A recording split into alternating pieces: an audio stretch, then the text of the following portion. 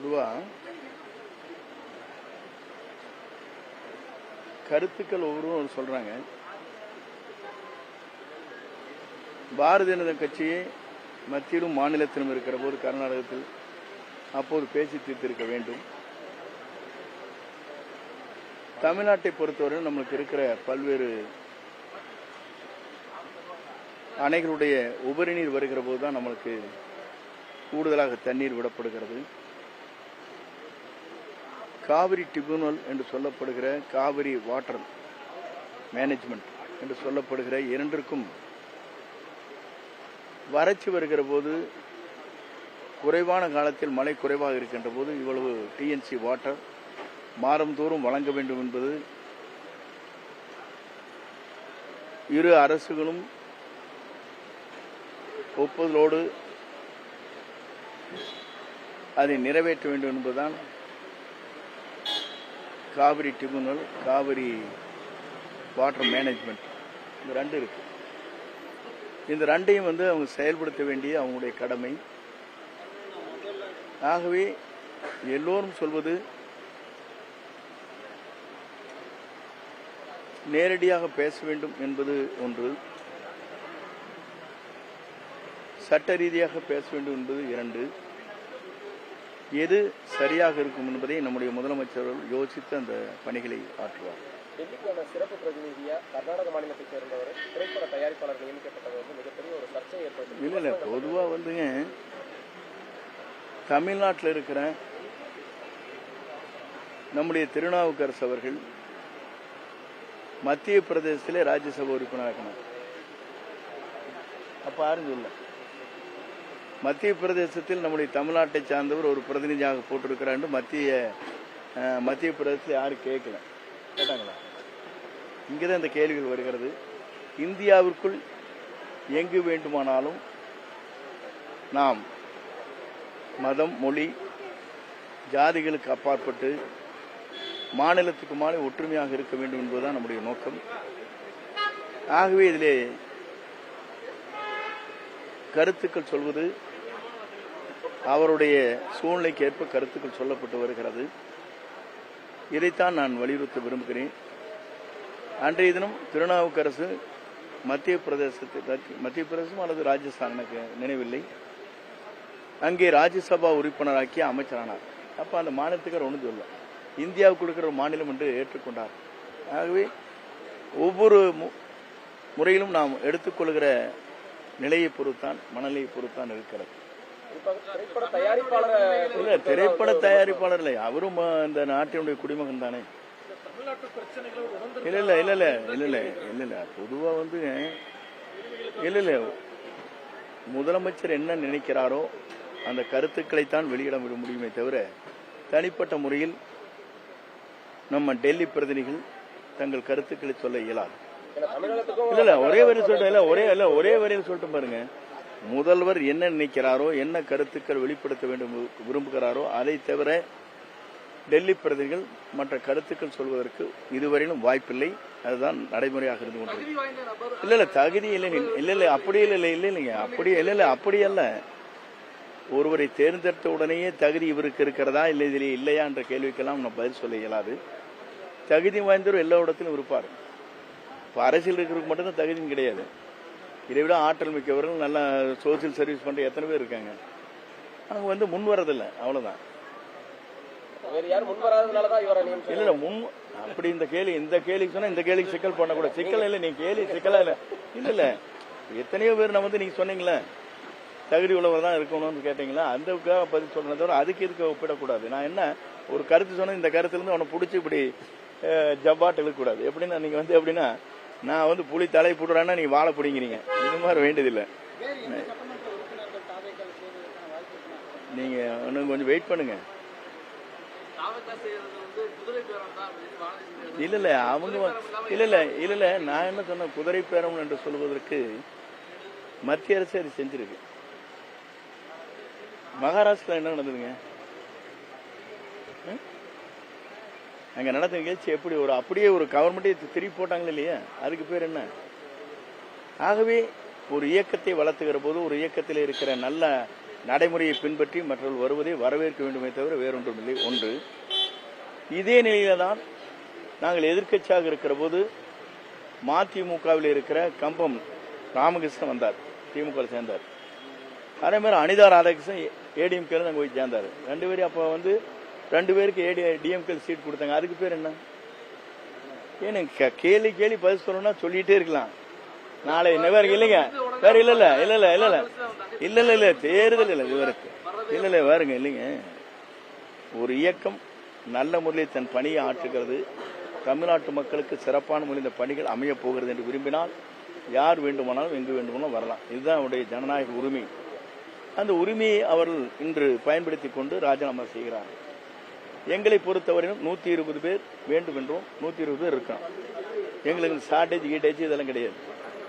ஆனாலும் குதிரை பேரம் என்பது இதெல்லாம் சொல்லுவதை போல வார்த்தை ஜாலங்களை தவிர யார் எதை வேண்டுமானாலும் விருப்பத்திற்கேற்ப நான் பண்ணலாம். நான் ராஜினாமா பண்ணிட்டு வரலையா 6 மாதத்துக்கு முன்னாலேயே எனக்கு தேவையில்லைன்ட்டு வந்து இதில் ஜாயின் பண்ண இன்னைக்கு மந்திரியாயிருக்கேன்.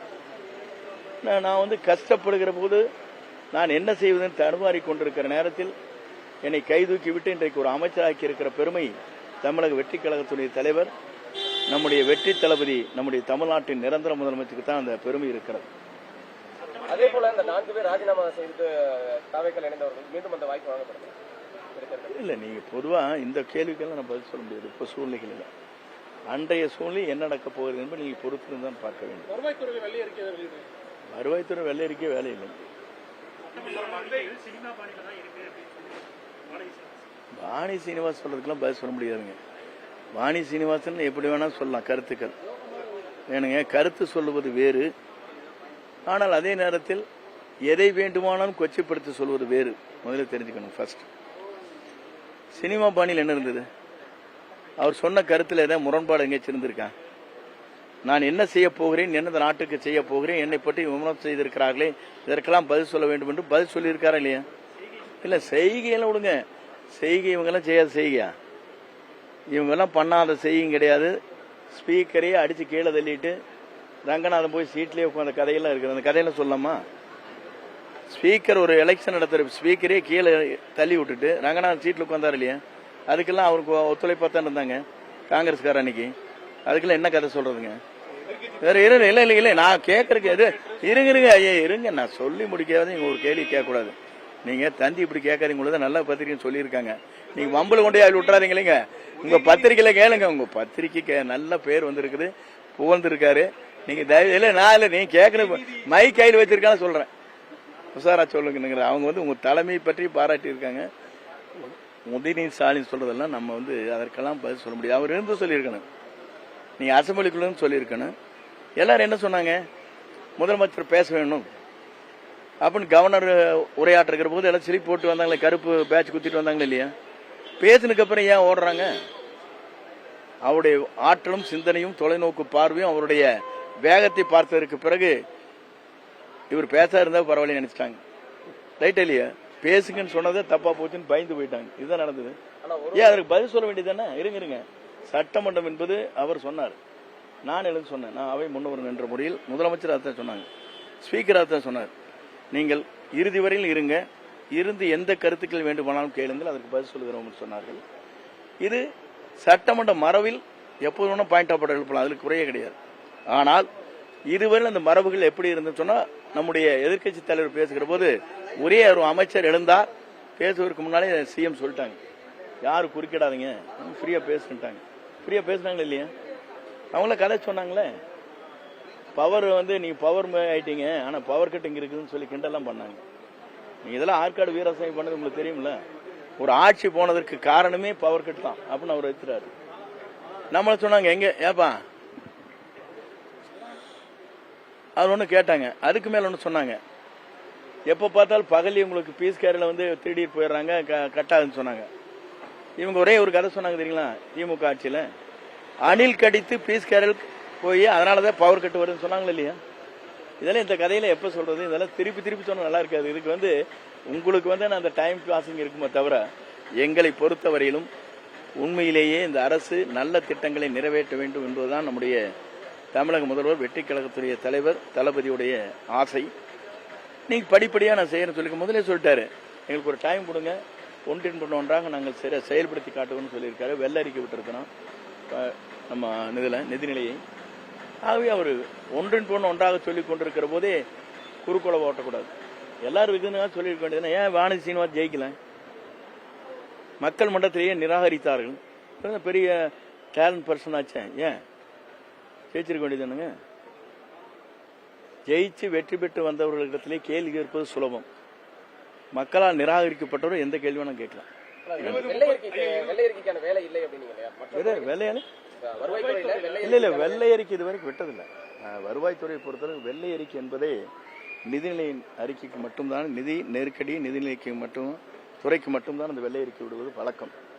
இருங்க இருங்க, அவர் சொல்லியிருக்க அந்த பவர் கட்டுக்காக கொடுக்கன்னு. இப்போ எந்த கட்டும் எனக்கு இல்லை, அதனால நீங்க கேட்காதீங்க. நான் ஃப்ரீயா போயிட்டு இருக்கிறேன் உங்களோட ஹாப்பியா.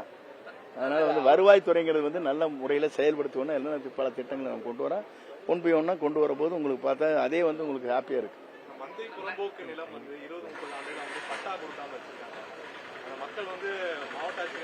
இருங்க, அதுல என்னன்னா மந்தை புறம்போக்கு என்பது ஒன்று, மேய்ச்சல் புறம்போக்கு என்பது ஒன்று, குன்றுகள் சிறிய குன்றுகள் இருக்கின்ற இடம் ஒன்று, நீர்வழி புறம்போக்கு என்பது ஒன்று. இதெல்லாம் கோர்ட்ல டைரக்ஷன் எப்படி கொடுத்துருக்காங்கன்னா, இதற்கெல்லாம் மாற்று இடம் தர வேணும்.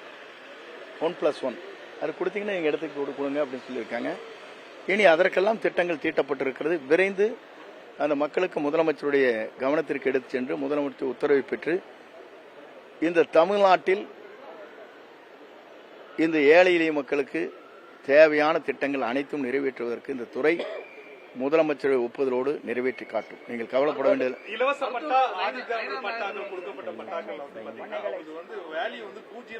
அதுதான் இல்ல, அதை பற்றி பொறுத்த அளவுக்கு ஒரே நிமிஷம் ஐயா நான் பேசுறேன். என்ன 0 வேல்யூன்னு போட்டு கிட்டத்தட்ட ஒரு 4 லட்சம் பேருக்கு இருக்கு. எத்தனைங்க? 4 lakhs பீப்புள் தமிழ்நாட்டில் இருக்காங்க. அது வெறும் வெட்டி பேப்பர் மாதிரி தான் இருக்கு, வெறும் பட்டான் இருக்குமே தவிர அதனால ஒரு பயன் இருக்காது. ஒரு பேங்க் போக முடியாது, அதே நேரத்தில் ஒரு பாஸ்போர்ட் வாங்குறதா இருந்தாலும் சரி இது எந்த பயனும் இருக்காது, வீடு கட்ட முடியாது. இதுக்காக நாங்கள் ஒரு சட்டத்தை ஏற்றிருக்கிறோம். முதலமைச்சர் உத்தரவு வழங்கியிருக்கிறார். அந்த சட்டம் ஏற்றுகிற போது அது உடனுக்குடன் அதுக்கு ஒரு வேல்யூ ஃபிக்ஸ் பண்ணுது. அதை ஆன்லைனில் ஏற்றி டிஜிட்டல் கொண்டு யார் வேண்டுமானாலும் தங்களுடைய மொபைல் போனில் அதை உங்களுடைய மதிப்பீடுகளை தெரிந்து கொள்வதற்கு வாய்ப்பாக அமையும். அதை செய்வதற்காக நாங்கள் படிப்படியாக சட்டங்களை மாற்றிக் கொண்டிருக்கிறோம்.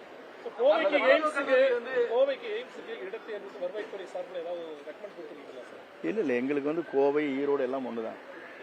இல்ல முதல்வர் கேட்டார்கள். அங்கே இடம் எடுக்கிறது உங்களுக்கு நெருக்கடிங்கிறது தெரியுது. நம்ம கோயம்புத்தூர் பொறுத்தளவுக்கு பல நெருக்கடிகள் இருக்கிறது. மதுரையில் இருப்பதோ கோயம்புத்தூர் வேணுங்கிறாங்க, 2-3 இடத்துல திருச்சி கூட வேணும் கேட்டிருக்காங்க. நமக்கு நெருக்கடி இருக்கிறது நிலம் எடுப்பதிலே. இப்ப ஏர்போர்ட் நிலத்துக்கு அவனை 10 ஏக்கர் எடுக்கணும். இந்த 10 ஏக்கர்ஸ் எடுக்கிறதுக்கே நாங்கள் விரைந்து அந்த பணிகளை ஆற்ற வேண்டும் என்று முதல்வர் உத்தரவிட்டிருக்கார். அதே போல சேலத்திலும் நிலம் எடுத்து உடனடியாக அதை விரிவுபடுத்த வேண்டும் விமான நிலையம் என்று குறிப்பிட்டிருக்கிறார். அதற்கு காரணமே உங்களுக்கு தெரியும், ஒசூரிலே நாம் கொண்டு வர வேண்டும் என்று மாநில அரசு விரும்புகிற போது மத்திய அரசு அதற்கு அனுமதி வழங்கவில்லை. ஏனென்று சொன்னால் 100 கிலோமீட்டர் தொலைவிலை ஒசூர் இல்லை. சேலத்திலே இருப்பதற்கும் பெங்களூரில் இருப்பதற்கும் இடையிலே இல்லை என்ற காரணத்தை காட்டி அந்த இடத்திலே அனுமதி மறுக்கப்பட்டிருக்கிறது. சேலம் விமான நிலையத்தினுடைய ரன்வே விரிவுபடுத்துவதற்காக நடவடிக்கை விரைந்து எடுத்துக் கொண்டிருக்கிறோம். அதே போல நம்முடைய கோயம்புத்தூரும் இன்னும் 10 ஏக்கர் எடுக்க வேண்டியிருக்கு, அதையும் விரைந்து நடவடிக்கை எடுத்துக் கொண்டிருக்கிறோம். இல்ல நான் என்ன இல்ல ராஜினாமா அவர் ஒன்னும் இல்ல, அவர் பதவியில் ராஜினாமா பண்ணது ஈஸி. ராஜினாமா பண்ணினோன்னு அந்த கட்சியிலிருந்து எடுத்துருவாங்க. நீங்க கவலைப்பட இல்ல, நான் சொல்ற கேளுங்க. அந்த கட்சியில 1 வருஷத்துக்கு 2 வருஷத்துக்கு தானே இருக்க முடியும், நிரந்தரமா இருக்க முடியாது. அவர் ராஜினாமா ஒண்ணுதான், கட்சியிலிருந்து எனக்கு கேள்வி கேட்கறது ஒண்ணுதான், 2 ஒண்ணுதான். அதனால அவருக்கு எப்படி வேணா பதவி உங்களுக்கு தெரியும். 2 பேர் ரொட்டேஷன் தானே அது. இல்ல பிஜேபி பொறுத்தளவு ரொட்டேஷன் தானே. அதுக்கப்புறம் எங்க இருக்குது? எம்எல்ஏவும் இல்ல. அப்புறம் அவர் ராஜினாமா போடுறது அவன் என்று இருக்குது. நான் மந்திரிங்க இருங்க இல்லைங்க, நான் குற்றச்சாட்டு சொல்லுகிற போது அவர் விண்ணப்பம் அளிக்கவில்லை என்று மட்டும் சொல்லிட்டு அனுமதி வழங்குறது 2வது. விண்ணப்பம் கொடுத்தாரா இல்லையா அந்த எவிடன்ஸ் என்கிட்ட இருக்கு. விண்ணப்பம் கொடுத்ததுக்கு என்ன பொருள்? அனுமதி கொடுப்பது கொடுக்காது இருப்பது வாபஸ் வாங்குவது வேறு. கொடுத்தாரு இல்லைங்கிற இந்த ஆட்சியும் போது கேட்கணுங்க. அதுதான் கேள்வி. அது நீங்க நாளைக்கு கேளுங்க, அடுத்த கேட்குற கொண்டு வந்து காப்பி காட்டிடுறேன்.